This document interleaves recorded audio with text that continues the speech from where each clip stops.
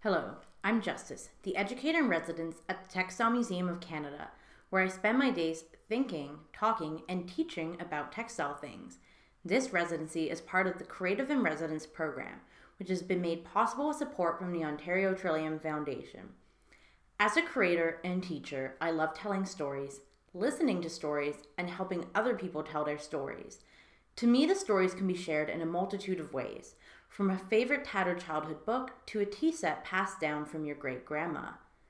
One of my favorite storytelling mediums is textiles. Textiles are a part of every person's life. Through clothing ourselves in them and furnishing our spaces with them, we express ourselves with them every moment of our lives. The purpose of Curiously Crafting is to show everyone that textiles are a wonderful way to tell stories and that they also have the ability to do so. It can be daunting to an outsider, but we are all worthy and deserving of working in the wonderful world of textiles. We can journey there in a multitude of ways and from every background imaginable. Whatever the method of learning, making, and the final outcome, we all have a right to engage in the past, present, and future of textiles.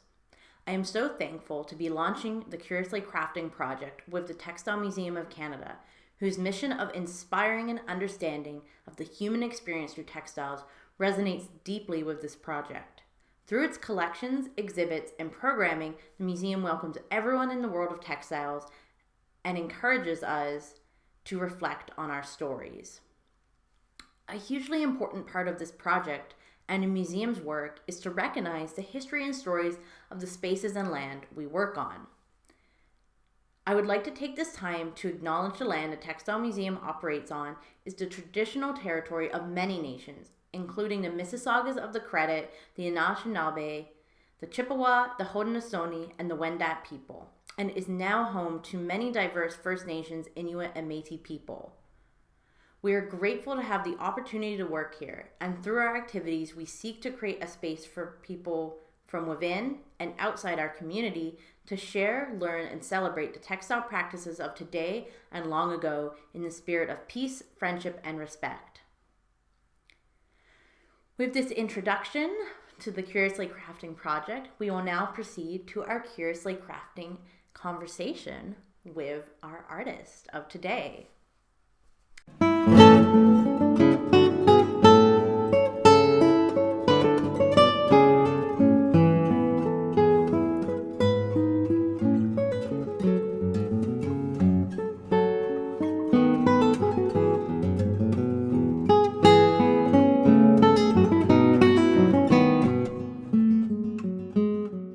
Hi, my name's Audie Murray. I'm a multidisciplinary visual artist. I work in a variety of mediums, including textile, beadwork, repurposed objects, as well as media and a bit of performance. For me, my media or my choices of material is really important within my work, and I'll get into that a little bit more throughout the interview. So I am Métis. Currently, I'm living in Regina, Saskatchewan, which is Treaty 4 territory. So that's the homeland of the Cree, the Saulteaux, and the Métis. And of course, the Saulteaux includes Nakota, Dakota, and Lakota peoples. I do also want to preface and say that I have a cat and he's kind of zooming around. So if you can hear any strange noises, it's that. And yeah, I'm really looking forward to having this discussion with you today. So my space right now is pretty bare. It's kind of like a beige background. And then to my left, I have some like roses, baby's breath, and my hair's down and I have like two little braids in the front, some beaded earrings, which Quill Christy Peters made. I have like a little scarf kerchief on, which people call kokum scarves. Kokum means grandmother, so that's like the vibe I'm giving off. And then I have like a white shirt, long sleeve shirt on. Amazing. Yeah, I like to wear like little babushka scarves, like I'll tie it around my head. Oh So yeah. that's really cute. There's people just love wearing like grandma aesthetics, honestly. I should go get a little babushka on. Totally love it. So I'll describe myself quickly. So in the introduction to this video, I introduced myself and about this project. But today, me, Justice Stacy, I am against a brick backdrop in my sewing studio. It's always fun finding the neutral background in the house. I have I'd say brown hair past my shoulders. I have glasses and I'm wearing a orange knit kind of turtleneck that my sister got me for Christmas. It's very comfortable. And yeah, that is me today. Tomorrow I might look different. I actually wear the sweater every day, so I will not look different at all. Now I would say we can get started with the discussion questions. Oh, you know what? I don't mean to interrupt, but I Sure. should also mention my pronouns are she, her. Yes, that's really good. I completely forgot about that. That is true for me. Is also my narrative right now is she, her pronouns, and who knows where the narrative will shift in time, but it's the current. That's really good, actually. I forgot to include that. So thank you so much. All right. Now we're ready for the discussion. Yay. Yay. All right. So we both have the notes here, and if we deviate from them, that's totally fine because it is a discussion. To start off with, I'm going to talk about how while I was looking you up, doing my research, I was on your website and you have this text on your homepage, and I was very drawn to that. And you had these lines of every stitch has a message and each bead is a mentor. And this was what I was really drawn to. I was like, right away, my eyes zoomed in on it. And I was thinking, yes, for me, that I've done so many stitches in my life between my embroidery and my sewing. And it is really true. Like each little stitch you take teaches you because you've slightly learned how to like pull the thread a little more correctly, just finding the correct tension. And you can look back on your really early work and how it's like really messy, but then you can look, I'm so much better now. Like there's a physical progress I can observe. That said, I'd love if you could speak a bit to the idea of beads being mentors. I don't do beading, so I don't have a familiarity with working with them. And then also, how do you find the experience of looking back on your early work and seeing again the physical manifestation of learning? Unless you were just perfect from day one,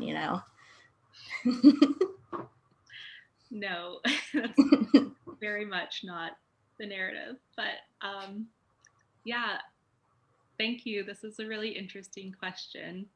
I wrote that text as a response to an exhibition that was at Macaulay Gallery in Vancouver. The exhibition was called Bad Stitch, kind of like a play on words. And at that point, I had been doing beadwork like within my fine arts practice for only like maybe and and for me the physicality of beadwork is really important, and like the visual aesthetic of beadwork is important, of course, but what's more like most important when I'm creating this work is kind of like the energy that goes into the work, because of course like with textiles and specifically beadwork, it's so time consuming. Mm-hmm.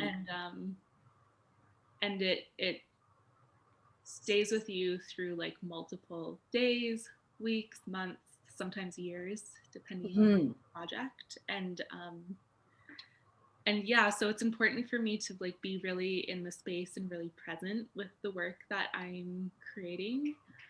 And with that line specifically, every stitch is a message, every bead is a mentor. I'm kind of referring to the teachings that go along with beadwork. So like I'm going to speak about Métis teachings because like that's where I can speak from, because I'm also Métis. yeah, with beadwork, like you need to respect those materials, and those materials are seen as living things. So they can like, you can have a conversation with them. Like with my artwork, it's like art, of course, but it's also very animate. Like they're very, to me, they're like very much their own things. Um, so yeah, when you're learning how to bead, if you're learning from someone that's like passing down more traditional knowledge, there's lots of life lessons within beadwork that you can learn. For example, patience is a really big one. Listening to the work. So that's been a hard one for me. An example of that is like when you get a knot in your thread and you just kind of want to keep going. um, but then sometimes it's better just to like take a break or see that as a sign to like, you know, put it down and pick it up maybe the next day, which is hard because sometimes you just want to like get through it, right? But yeah, those are some examples of like life lessons you can learn, and definitely like ultimately respecting your art practice. Mm-hmm. Amazing. Yeah, that really has me thinking of I know a lot of my creations, I see I'm like I don't say creating. I'm like I birthed my creation, and I'm like they're living things, like cuz again, they tell stories, right? They are manifestations of our narratives, and they're my little children that I put out in the world. And I think definitely we're going to speak a bit more about it later, but I really like that you talked about the lessons of patience that this kind of work brings up, and materials can tell you things about them. So now we're going to actually talk a bit about objects and what they can tell us. So we had our little talk like while we were preparing, like figuring out our this project, where we talked about how I'd been to Italy, and you were talking how you kind of like to go one day because they have these wonderful beads there. And I really thought about how objects have spent all of human history just traversing the globe, and they bring their stories with them. And there's some objects that receive like such great praise for their value and significance, while most are largely forgotten and they fade into the background. So the Mona Lisa is one of the most famous objects in all of human history, whereas, a simple ceramic vase is not.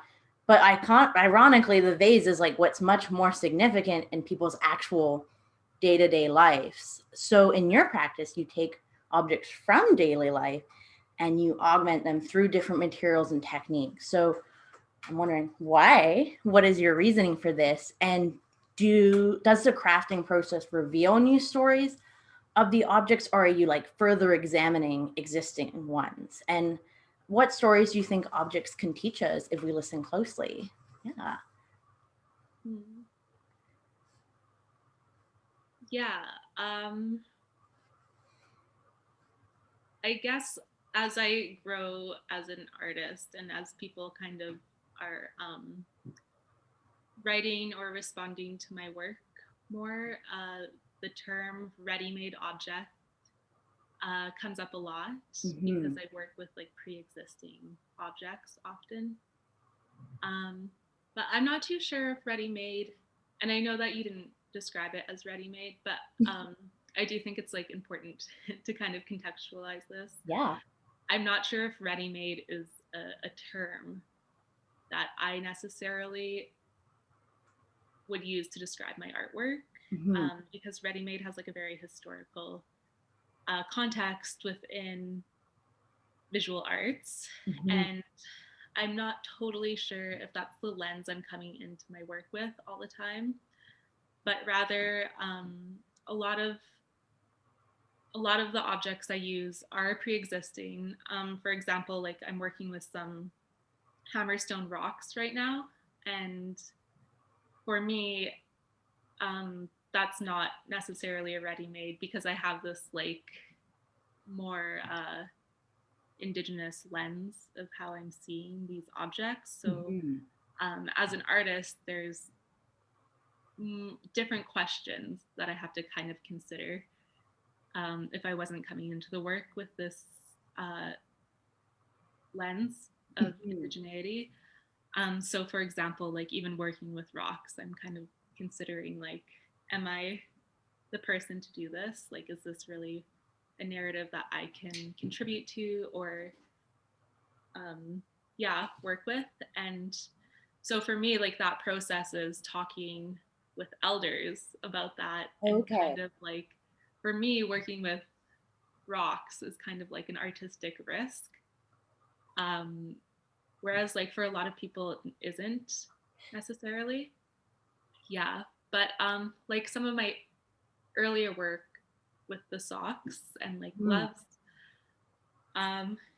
it's not the same sort of like risk as the rocks are necessarily. And the reason why I'm using kind of like worn gloves and like worn pieces of clothing is because I'm was interested in this like dichotomy or juxtaposition between beadwork and material that we like live with in our everyday life, and like working specifically with things that we might not consider important, so like our clothing, but are still like protective and bring senses of comfort. So that's why I landed on gloves and socks. And in particular, I was kind of questioning the role of beadwork in contemporary art. So for me, like when I'm working with beads, I'm not working with them. I think I just have to move these, Rose. Perhaps. My cat's just trying to loves flowers. eat them. What was I saying? So when I'm working with beadwork, I'm not really working with them in the traditional sense. I'm not using them to create regalia or adornments that we can necessarily wear in our everyday life. And it's just because I don't think in that way. Like I don't really have that like meticulous mind in the same way as like many other beadwork artists do. And I like really appreciate their work. But for me, like it's also important to kind of question the role of beadwork right now. And so when I was creating like a pair of socks that work with the beadwork on the sole of the sock, I'm really kind of questioning like, does beadwork elevate materials into like higher ground? Like, will people see it as something that's more important because there's beadwork on it, or what? Or is it more interesting because there's beadwork on it? Who would wear these socks? Kind of like questioning power dynamics, right? And then they're kind of humorous because it's kind of that classic play, like what is art? It's something that's not usable. It's something that's not utilitarian. Yeah. Oh, my mind is like being blown right now. I'm like, I gotta keep all what are my thoughts? Yeah, I guess this is always like the huge question, like how many craft history classes have I done? And it's like, is art the thing on the wall and craft is the thing that you use? Or are they actually able to like, and a lot of it is very much like the frickin' Renaissance being like, actually like painting and sculpture comes from the mind. So it's actually like art and culture, and craft comes from the hands, and like, so it's not. And I'm like, well, okay, cool, whatever. Renaissance. And it's also your narrative. Like, that's your narrative, I guess. Totally, and exists in a completely different time frame and a specific area of the world. Very specific area of the world.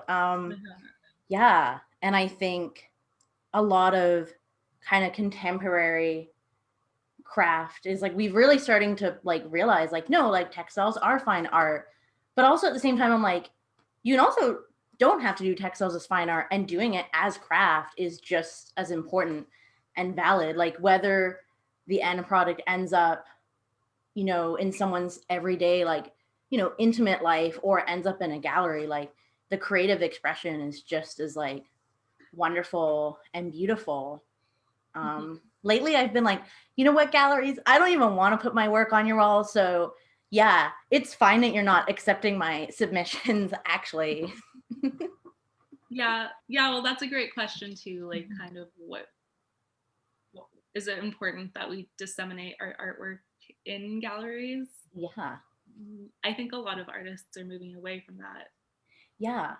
Or like into like realizing there's so many platforms to show our art in. And we can pick many of them. All right. Amazing. So I think I'm going to move into the next kind of discussion point now. And this is how, on kind of the idea of slowness and patience. So I think a lot of the learning and doing we do nowadays is expected to happen in ways that are very, very, very fast, and with very little time or resources to like slowly absorb a skill. And like classes move at a breathtaking speed, and we churn out work at an exhausting pace. And as a result, we're exhausted, and then we consume very quickly and without much giving much thought. But craft really does ask us the opposite, and we have to slow down. We have to spend time bringing our work to life. So I've never beaded, but I'm going to assume like it's not magically going to speed up beyond like using machines. I don't even know if you can use machines for beading. No. There you go. See? And, practice will make you a bit faster, but there's like, you can't suddenly, like, you're not the Flash. You can't super speed bead. But I know with my crafting and art, there are times I get really frustrated. Like I want to go faster, and I don't give myself the time and patience like to make my piece. And so I'm wondering, do you ever get frustrated with the slowness of craft? Do you find it can be very at odds with modern sensibilities in life? But then conversely, like, what are the benefits? Like, does it provide rest and recovery? And do you think craft is a great way to practice slowing down? Yeah.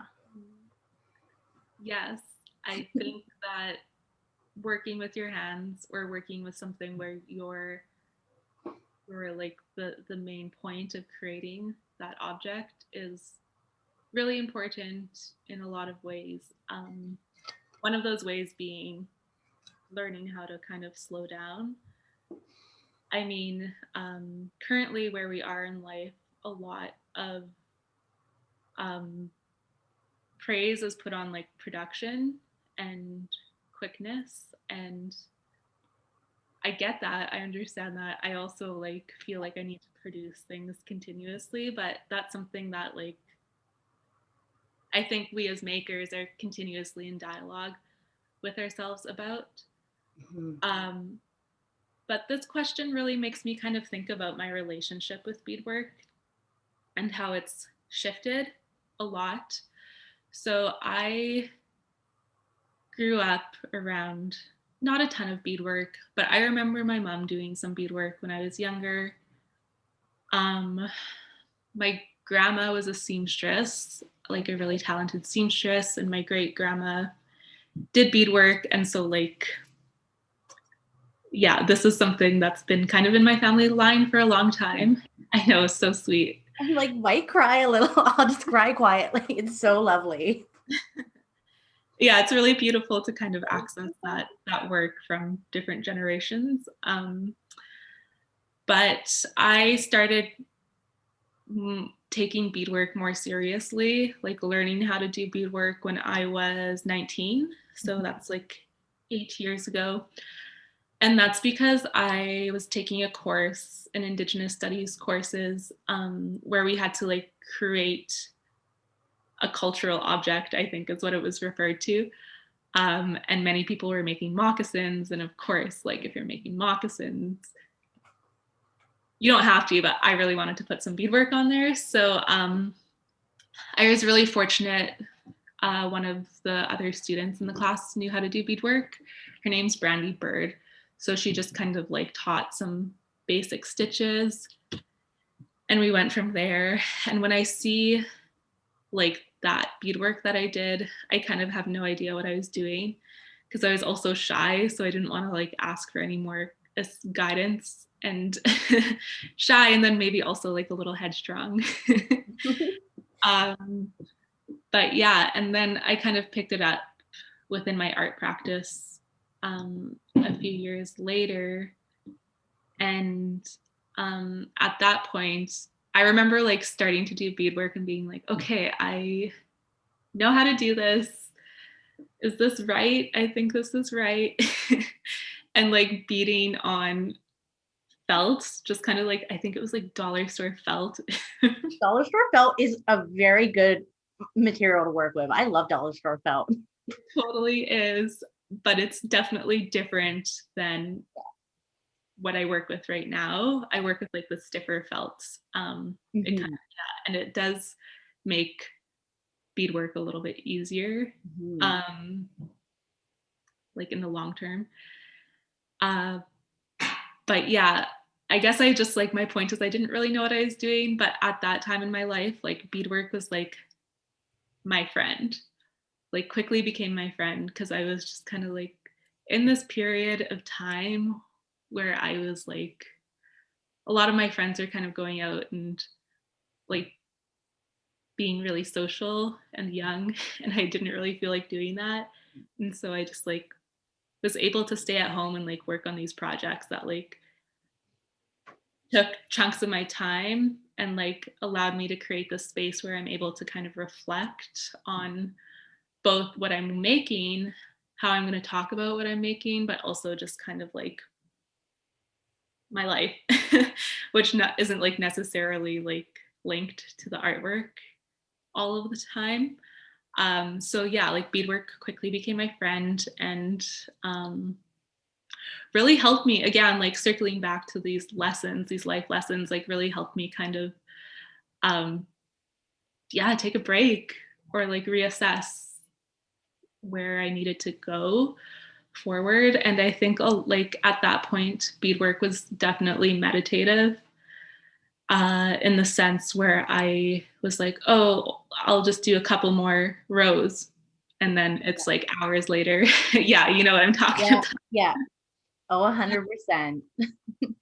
And then eventually it kind of shifted where I'm like, oh, this kind of feels like work. And I think it's because like within my practice, I felt almost this pressure to have to use beadwork like in my art practice, and I didn't love that feeling. So just kind of like right now I'm just kind of reassessing like my relationship to beadwork, and like it is still definitely a good friend of mine. Like it does still create the space for me to like reflect and think and meet other people, which is all really important. And it's interesting because like when I'm thinking about beadwork too, I'm kind of thinking about like what is the conversation around this art form? Is it necessarily like the beads we're using? Is it the vintage beads? Is it the size? Is it the designs? Which is like a whole different conversation, of course. And yeah, it's really interesting. I'm just going to say one more point about this. Yeah, of course. It's really interesting because on Instagram, there's like this huge beadwork community, like Indigenous beadwork community. And I think that's amazing. Like there's so many people kind of picking up older ways of working. So like not only beadwork, but like tufting or rug hooking, or, yeah, whatever that Tufting's so cool. I figured out what tufting was this year, and I'm like, my mind is blown by it. When it like goes whoop, I'm like, so cool. So cute and amazing. And yeah, like one of those materials that are like pretty specific to like different regions and families, which is like amazing. Um, but yeah, I guess I'm just kind of reflecting on like this weird juxtaposition between social media, where it's like fast, new images all the time, like continuously new things going on there. And then these like slower works of like beadwork. So definitely that's something I think through, like when I'm creating work. It's like I do feel this pressure to go as fast as I can sometimes. Like for example, right now I'm like putting in a lot of hours on a project because there's a deadline for an upcoming show Yeah. that I'm a little bit behind on. But I do also kind of have to remind myself, like, what am I creating work for? I'm not creating work to put on my Instagram feed. But at the same time, like thinking about Instagram, not that I have like a huge following or anything, but I do like to share my artwork on there. And I've been kind of like sharing older pieces too, or older, they're not that old, they're like 3 years old. But for Instagram, it's like that's like older work, you know what I mean? So yeah, there's lots to kind of think through in Yeah. that question. I described it as making time makes time for many things and many people. So on the Akimbo website, there's a profile on you that I read, and you talk about how when you're making things, it can get like, you have time to do other things. You like do other activities like videos and phone calls. And I do the same thing. It's been a lot of Jane Austen audiobooks lately. So fun. Bridgerton's gotten me too. It finally got me. Um, but I think what really got me is that you're talking about talking on the phone. And I think that textiles and craft, they serve not only as a time of making, but of connection. And at, like historically, again, a mother teaching her daughter how to embroider, a group of women quilting together. So people just coming together to chat and sew. So can you talk about your crafting experience and how they've connected you with others, how it's different from crafting alone? And yeah, I know you did talk like it makes time for you to meditate, but maybe talking about the social side of crafting as well. Yeah, absolutely. I mean, of course, like there's both of those things that exist within like creating work, Mm. both like the time alone and then the time to socialize. And they're both super important and great in their own ways. And I think this is a really interesting question, especially at this time as we approach almost 1 year of dealing with COVID. COVID. And yeah, I think beadwork has been really amazing because it's helped me connect to a lot of like um, indigenous folks that are closer to like my age range that are also kind of, like working with beadwork. And it's been like super fun to just have some friends over for snacks and like beading and talking about whatever. And I think that's like super traditional, especially in terms of like working in mediums that could be considered craft. Mhm. Um, like, yeah, you kind of sit around the table and you share information. And like when I was living in BC, beadwork was really helpful for me to like meet new people and like create those connections. And it's definitely shifted since we're not able to kind of gather anymore. And also, I've relocated. So I'm currently in Saskatchewan, Okay. which is where I grew up. And now I live closer to my parents, which is so nice. So now I'm kind of like bringing my beadwork to my parents' house and just kind of like hanging out and like asking them a million questions about everything.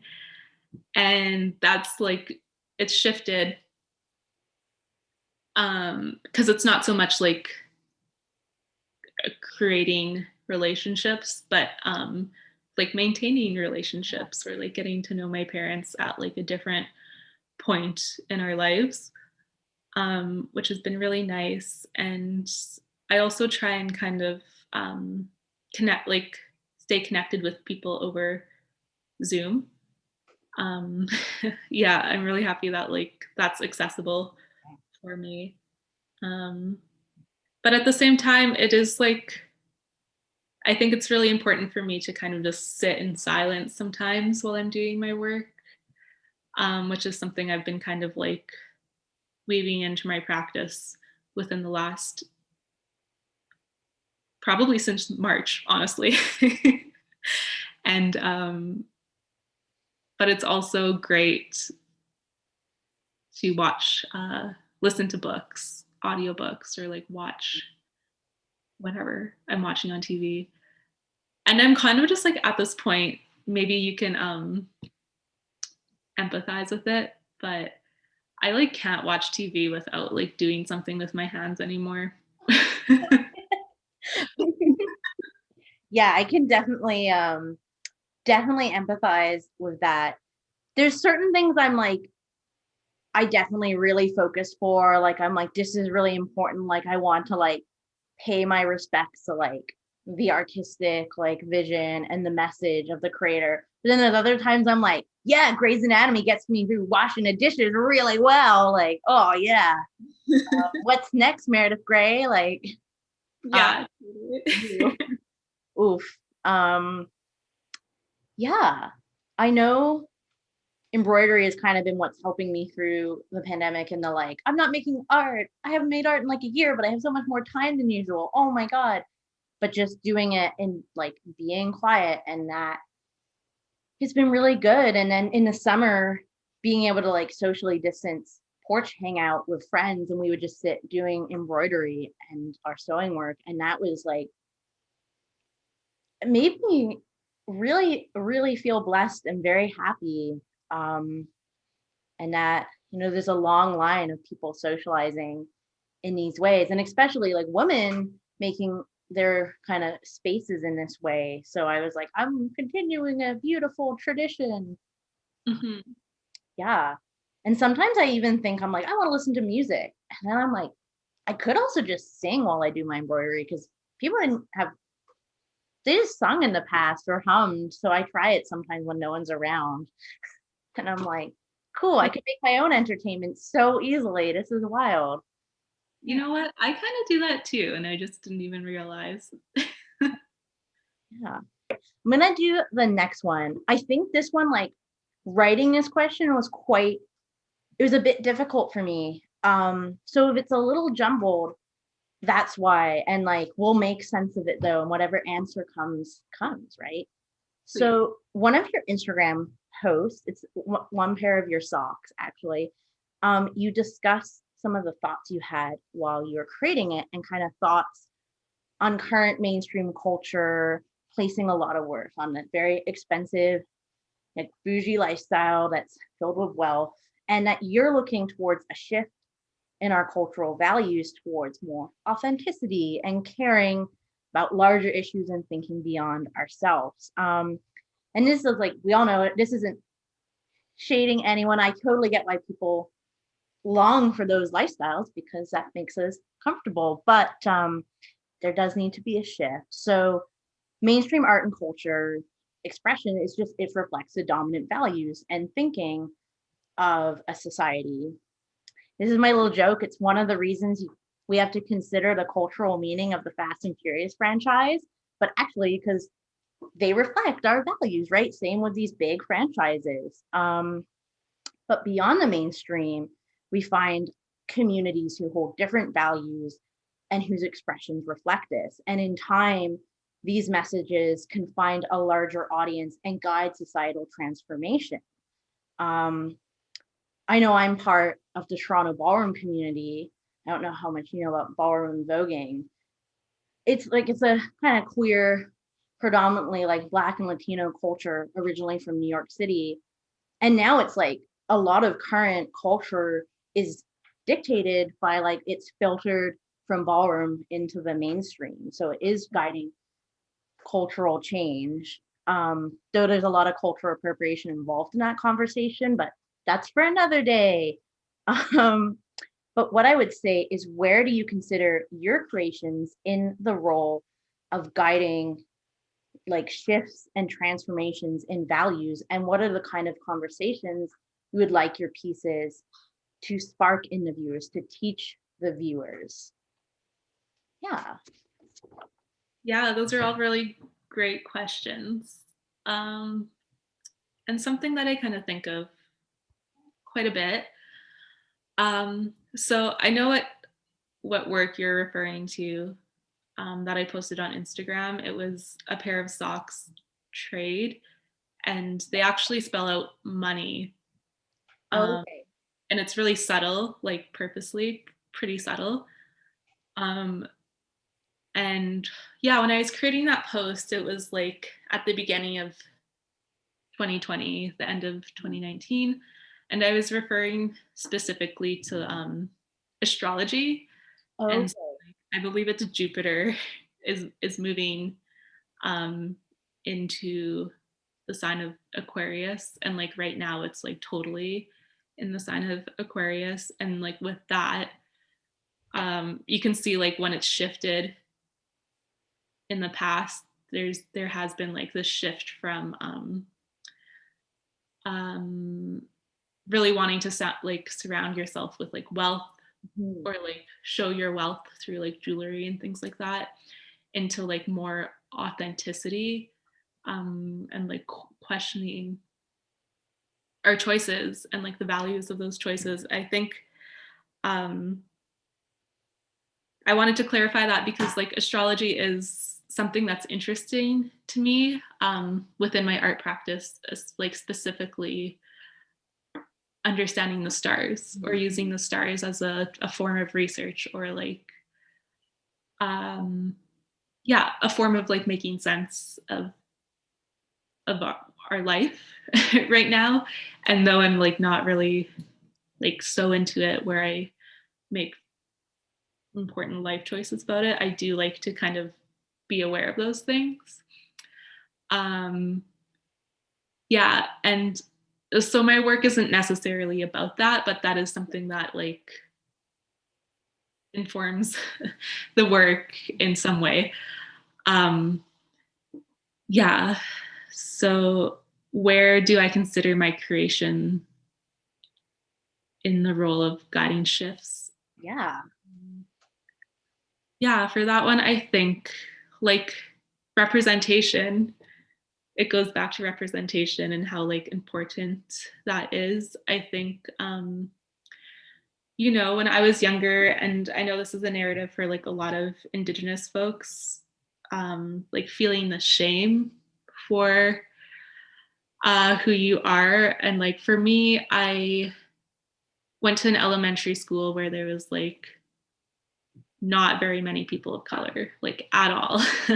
And so I was continuously kind of like being questioned, like, why am I like brown? And it was like such a weird thing for a kid to kind of have to like, you know, answer Yeah.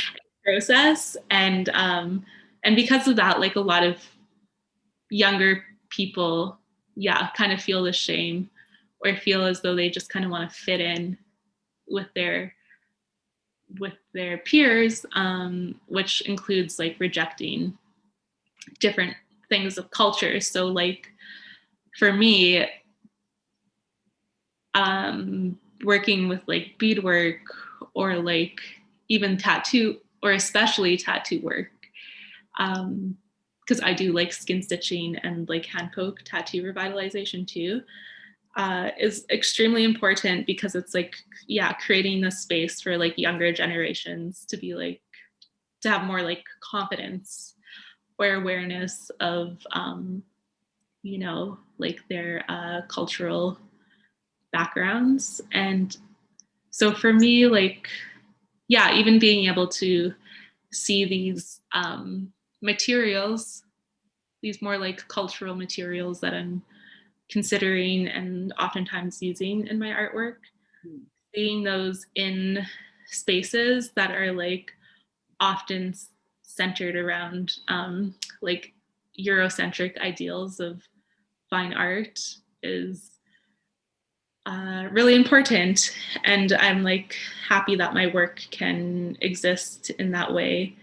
And in terms of conversation of the viewer, I think when I was still like in my undergrad, I kind of considered like educating the viewer like on things that were going on in Indigenous people's livelihoods. But I think I've really shifted that, because for me, like, I don't think my work needs to be a source of education, because I kind of was thinking more about who am I making my artwork for, and I'm making my work for mostly like other Indigenous folks, ancestors, and also like future descendants, and like they don't need that education. Yeah. Right? They need to see a voice that they can kind of relate to in a different capacity. Mm-hmm. Yeah. But that's not to say that like my work exists only for Indigenous people. I think there is like, it also exists like within different realms where a lot of interesting conversation can come through the work. And yeah, that's the beauty of art, right? Is that it's layered, and that there's always like multiple ways to see some art. Amazing. All right. So, what I was going to talk about now is you did just in this last answer to talk about tattooing. So what a perfect segue, because I actually want to talk a bit about your tattooing practice. I don't know anything about tattoos. I don't have one yet, but I have one planned. I have a drawing. It's just like I don't know anything about astrology, but there you go. So in addition to textile work and the many types of work you do, you also work in tattooing. And you said the skin stitching, which I did not know was a thing, and now I know. So learning is always happening. And the hand poking. So you have this one interview, I believe it was an interview or a article on you where you talk about how you started, when you started receiving tattoos, these forms of tattooing were not as available as they are today, and that learning about Indigenous tattooing practices was not as accessible as it is right now. And it's really actually had me thinking about how accessible learning has many, many meanings.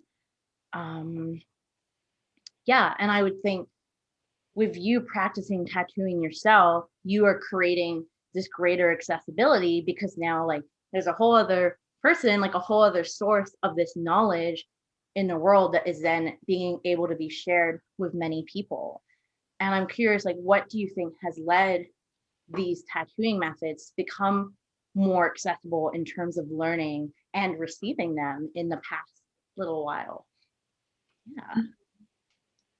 I think this is like such an important question, because I think the answer is the answer to these things being more accessible is people putting in that hard work and trying things and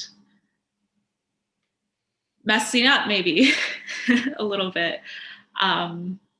But yeah, I'm really fortunate because I was able to learn these tattooing methods through mentors. So I learned through the Earthline Tattoo Collective in 2017. And now I work with the collective like in different capacities throughout the year. And yeah, so skin stitching and hand poking are both tattooing methods that were practiced on Turtle Island, or like what is now known as like Canada and the States. So these are like very old tattooing traditions, and of course something that was lost pretty quickly after colonization. Of course, like with the enforcement of religion. And so if you look at archives and you read through like archival texts, you can see examples of different tattoos within different nations. read about like some information about that too. I mean, of course, it's all like through an anthropological lens. So you do have to do like that sorting and that shifting. But then again, that's part of like the revival process, is doing that research and trying to figure out what is the truth and what is not. Yeah. Essentially. And yeah, so of course hand poking can be traced back to different cultures all over the world, but skin stitching, to my understanding, is like pretty specific to these regions. And I work specifically with like Cree tattooing traditions. And of course I love skin stitching. It lends really well to my experience with textiles. What a connection. And it's just so beautiful. Like it's interesting. Yeah, I started tattooing in 2017. And again, like when I began tattooing, I was like, yes, I want these tattoos to be accessible, or I want to tattoo people. I want to tattoo all the people. And quickly learned like that it's tiring. Like it really is like emotionally, like specifically emotionally for me personally, a lot of work, and of course physically too. But like those are processes I enjoy. So now just kind of like taking this time to reflect. I'm not tattooing right now because it's I'm not able to in a way that would be safe for the health of everyone involved. So I'm taking this time to kind of reflect on like, you know, what's my next step forward? How do I want to like create this space for people to receive a tattoo? What is the language around it that I want to use? Yeah. And I guess all of that just kind of goes back to people putting in that hard work and just kind of like starting, because yeah, definitely. I want to mention one of my mentors, Dion Kazos, kind of just like researched skin stitching, and he had experience with tattoos. Like he is a tattoo artist that works like with a machine, like in a shop. So he like understood all the importance around like safety, bloodborne pathogens. And anyway, he like researched it and just like tried it, and at that point he thought it was important to like teach other people. And so like, yeah, definitely have to mention Dion in all of that. And also like looking to different cultures that are reviving their tattooing traditions. So like the Maori, for example, which is like a whole nother conversation on the importance of like cross-cultural collaboration and like knowledge sharing and understanding. Yeah, it's a lot, and it's very young. So I think a lot of people maybe haven't heard about like skin stitching or this. Like a lot of people, even in my communities, like talking with elders, maybe don't necessarily believe that tattooing is like a traditional thing. And of course, like that's okay because they grew up in a totally different experience of their like culture and their understanding. But yeah, my point is like this is like very young, and it's going to be exciting to see how it grows.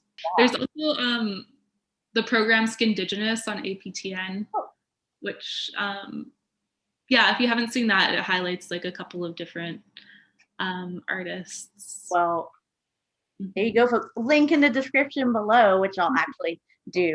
I will put it in the link in the description. Cool.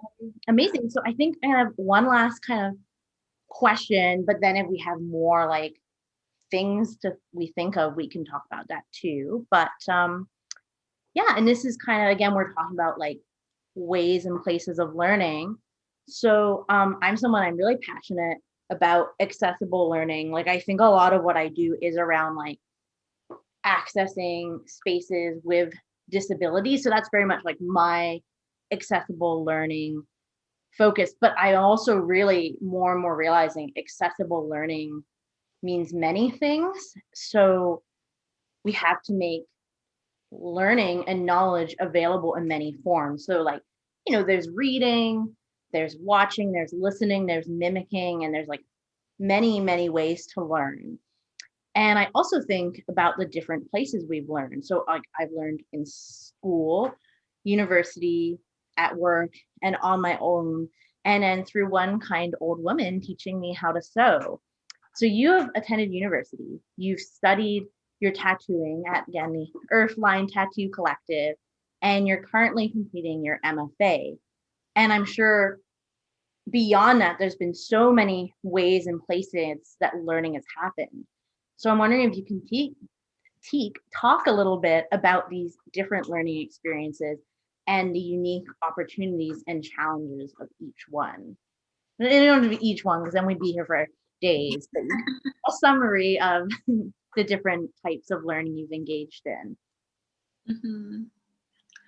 Yeah, learning is really important to me and something that I actively seek out continuously.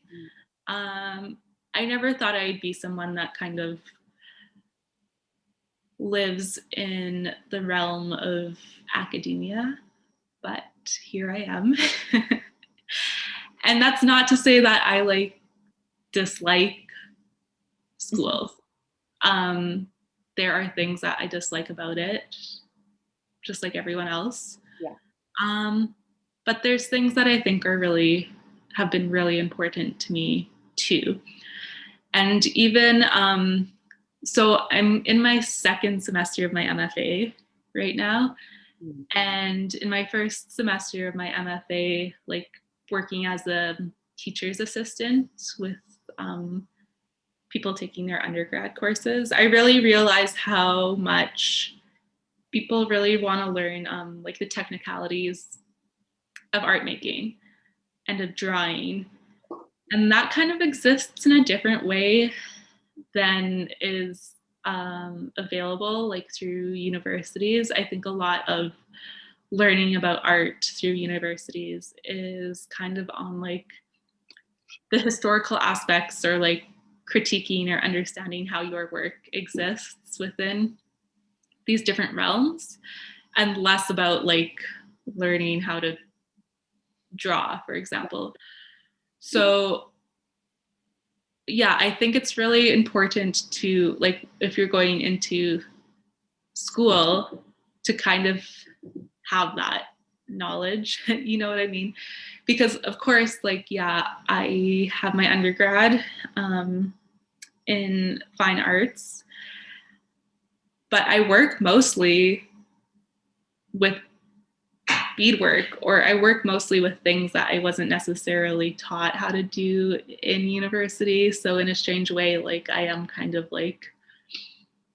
self-taught, but mostly I would say community taught. And I think that's a really important way to balance out your learning too, is even right now I'm taking these courses and writing and reflecting through a very academic lens, but at the same time I'm just texting my auntie and being how do I get how do I properly skin this moose leg, which is a question I texted her the other day.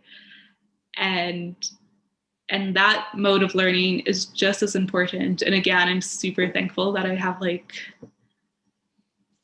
that knowledge accessible to me, where I can just kind of text my auntie about it, or ask, I don't know, a friend, what kind of thread do you use to get that tension, for example. So thank you for being a part of this knowledge sharing dream. Thanks so much for including me. Yeah, I think this is a really exciting project. Yeah. And I'm excited to see how this turns out and then also the other interviews. Yeah, it's gonna be super fun. And then people can look forward to also engaging in a project that's inspired by your practice as well. Mm-hmm. Little like learning thing. So that will be really fab. And hopefully we'll like get people really starting to like if they were a little scared to make something, they can like just start it. Because from listening to this interview, they're able to realize like you have to make it like the first one won't be perfect, but it's okay.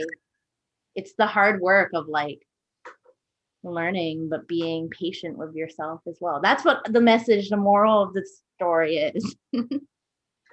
Totally. And yeah, I love looking at old work. It's like such a nice reminder of how you've progressed. Mhm. And then also like inspiring. I don't know. I get inspired by my old stuff. I think everyone does.